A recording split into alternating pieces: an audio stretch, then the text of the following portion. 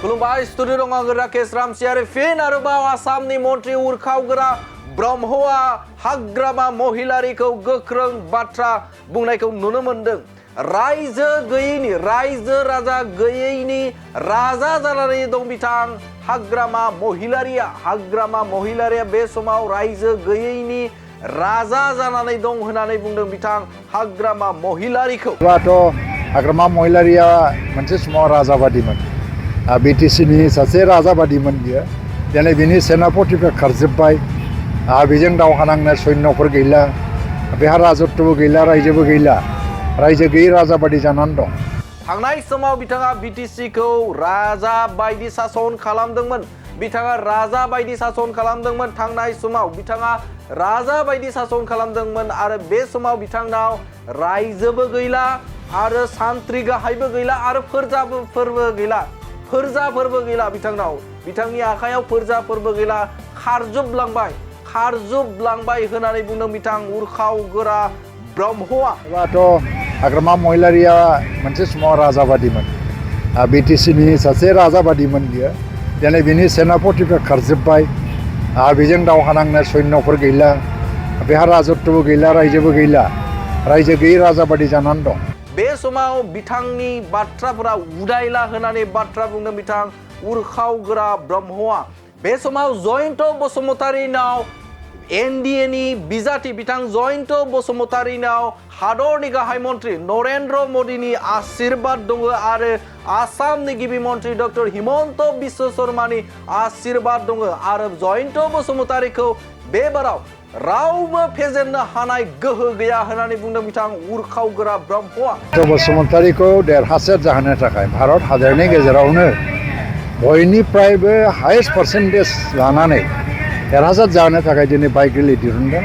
जयन्त बसुमतारीखौ भारतनि प्रधानमन्त्रि नरेन्द्र मदिया आशीर्बाद होदों। आसामनि मुख्यमन्त्रि डक्टर हिमन्त बिश्व शर्माया आशीर्बाद होदों। जों दा एनडिएनि केन्डिडेट हिसाबै ओंखारदों। बेखायनो नरेन्द्र बसुमतारीखौ फेजेननो हानाय खुनु केन्डिडेट गैया। बे समाव बिथाङा 6 लाखनि गोजौआव भट मोननानै एनडिएनि बिजाथि जयन्त बसुमतारीया देरहालांगोन होननानै बाथ्रा बुंदों बिथां आसामनि मन्त्रि उरखावग्रा ब्रह्मआ।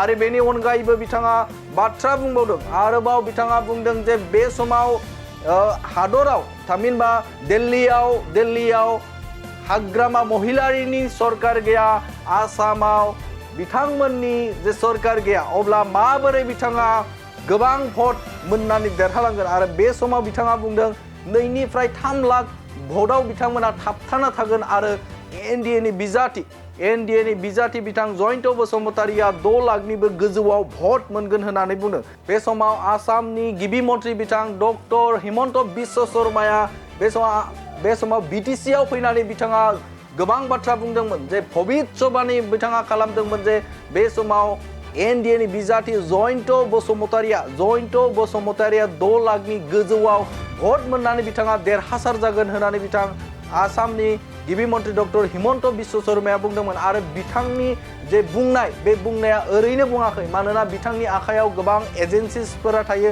बिथांनि आखायाव गोबां खोन्दो बा गाहाय लेभेलाव गोबां सुबुंफोर थायो जाय बिथांमोना फिट नायबिजिरनानै बिथांमोना बेसेबां भट मोनगोनखौ बिथांमोना थियारि खालामो आरो जायनि जुनै बिथाङा जेरै बुंदों बिथाङा 6 लाखनि गोजौआव भट मोनगोन बे बाथ्रा बुंनाय बायदिनो बिथां जयन्त बसुमतारीया बे समाव हादरनि मादावनो बिथाङा गासैनिख्रुइबो गोजौसिनाव भट मोननानै देरहालांगोन होननानै बुंदों। आरो बेनि अनगायैबो बिथाङा आरोबाव बुंबावदों जे बे समाव हाग्रामा महिलारिनि जे दाहाल थामहिनबा थुंग्रि, बे थुंग्रियाव गोबौ नंला आरो बिथांनि जे बे थुंग्रिनि गोफारथि थारमाने थुंग्रिनि बे गोफारबो नंला होननानै बुंदों बिथां उरखावग्रा ब्रह्मआ। आरोबाव बिथाङा मा बुंदों नोंथांमोननि गेजेराव बड'लेण्ड बुब्लिनि गेजेरजों होबावनि। जयन्त बसुमतारीखौ देरहासार जाहोनो थाखाय भारत हादरनि गेजेरावनो बयनिफ्रायबो हाइस्ट पार्सेन्टेज लानानै देरहासार जाहोनो थाखाय दिनै बाइक दिहुनदों। जयन्त बसुमतारीखौ भारतनि प्रधानमन्त्रि नरेन्द्र मदिया आशीर्बाद होदों। आसामनि मुख्यमन्त्रि डक्टर हिमन्त बिश्व शर्माया आशीर्बाद होदों। जों दा एनडिएनि केन्डिडेट हिसाबै ओंखारदों। बेखायनो नरेन्द्र बसुमतारीखौ फेजेननो हानाय खुनु केन्डिडेट गैया।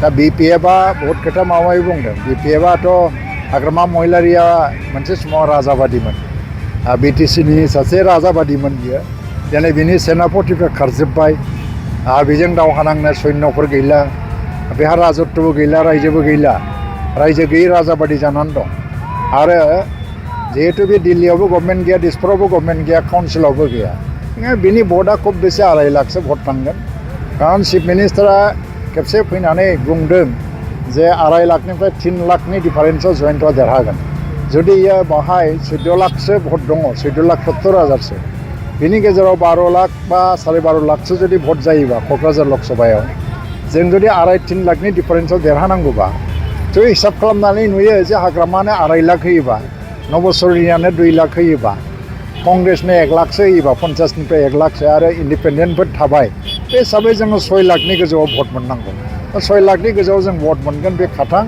दाना आसामनि मुख्यमन्त्रिया मोनसे एसेसमेन्ट खालामनाय माने बे ओरैनो खालामाखै जों बादि खालामलाबायनाय नङा बहुत एजेन्सि सार्भे खालामग्रा एजेन्सिफोर दं बिसोरनि रिपर्ट लानानै होदों जयन्तआ हाइस्ट पार्सेन्टेज लानानै देरहालांगोन जों बेखौ आसा खालामो आरो क'क्राझार बिधान सभा जिथु एसेम्बलि सेगमेन्ट बेनिफ्राय बहुत बुरजा भट मोनगोन दा लरेन्स इस्लारिया गावनो बावहाय 86,000 भट मोन्दोंमोन फ्राय 86,000 2 लाखफ्राम भटनि गेजेराव 1,96,000 ना बेसेबांबा भट दंमोन बेवहाय दा भटआ माखासे खमायबाय न' डाउट दा किसुमान एरिया बावखुंग्रियाव थांबाय हिसाबै 1,41,000 भट दङ बेवहाय 1,41,000 भट दङ क'क्राझाराव बेनि गेजेराव 1 लाख जुदि 20 बा 10,000सो भट जायोब्लाबो 70,000नि खमाव क'क्राझाराव जोङो भट मोननाय नङा क'क्राझार बिधान सभा समष्टियाव थ' बे हिसाबै जयन्त बसुमतारिया 6 लाखनिबो बारा भट मोननानै देरहालांगोन नबकुमार रायलायाबाबो जागोन बे इतिहाससो जारिमिनसो जानो थांगासिनो दं he is गोइं two B A past बेखौ बावसिगोन एबारनि इलेक्सननि उनाव आरो बे गेलेनो मोनो ना मोना हाइ कर्ट आरो सुप्रिम कर्टसिम थांनायनि मोनसे प्रसेस सोलिबाय थादों आं मिथिया गेलेनो मोनबाबो नबसरनिया 2 लाखनि गाहायाव फैगोन आरो बेनिफ्राय बे इतिहास जासिगोन नबसरनिया नोंथांमोना गावबा गावनि गथ'खौ सासे राफोद गेलेगिरि खालामनो गोसो दं नामा? रायजोआरि हादरारि हादर गेजेर थाखोसिम गेलेगिरि खालामनो गोसो दंब्ला नोंथाङा गोबाव दा खालामसै सासे राफोद रोंखा-राखा गेलेगिरि खालामनो थाखाय नोंथाङा जानजि खाफ्रादो आरो मुं थिसनहैदो। चिरां जिल्लानि सिङाव थानाय सोलिफु फोरोंसालि बल्लामगुरि काराटे एकाडेमि फोनांजाब राहा 8720903713 बड' हाउस काराटे एकाडेमि दलाइगाव फोनांजाब राहा 6900451157 बेंटल काराटे एकाडेमि फोनांजाब राहा 9678041226 बिरनगाव काराटे एकाडेमि फोनांजाब राहा 6901341656 आरो डालिगाव काराटे एकाडेमि फोनांजाब राहा 8720903713 बैफोर मख'नाय सोलोंसालिनिफ्राय सिगांनिफ्रायनो रायजोआरि हादरारि हादर गेजेरारि थाखोनिफ्राय बान्था मोननो हानाय सोलोंसाफोर मोननो हाबोनाय सोलोंसालि बे मख'नाय फोरोंसालियाव रोंगौथि गोनां फोरोंगिरिया फोरोंथाय होनानै नोंथांनि गथ'खौ सासे राफोद गेलेगिरि सोरजिनायाव मदद आरो जाफुंसार खालामगोन। अब्ला मानोथो गोबाव खालामनो थाबैनो मुं थिसनहैदो।